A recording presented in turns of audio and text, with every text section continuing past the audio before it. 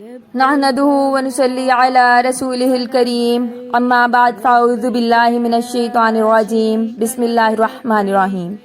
یوم عرفہ کے روزے کی کیا فضیلت ہے اور یوم عرفہ کس دن کو کہا جاتا ہے؟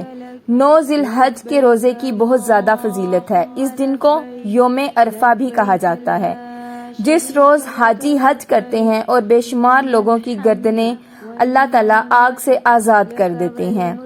جو لوگ وہاں پر نہیں پہنچ سکتے وہ لوگ اپنے گھروں میں روزے کا اہتمام کر سکتے ہیں۔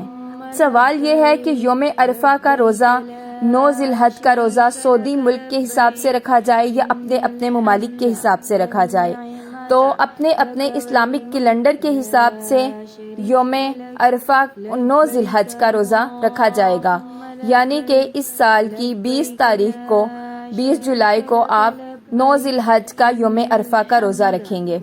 حضرت حریرہ بن خالد رضی اللہ تعالیٰ عنہ اپنی بیوی سے اور وہ رسول اللہ صلی اللہ علیہ وآلہ وسلم کی زوجہ مطہرہ سے روایت کرتی ہیں، وہ فرماتی ہیں کہ رسول اکرم صلی اللہ علیہ وآلہ وسلم 10ویں محرم اور ذی الحج کے 9 دن اور ہر مہینے کے 3 دن اس طرح کے پہلی پیر اور 2 خمیس روزے رکھا کرتے تھے۔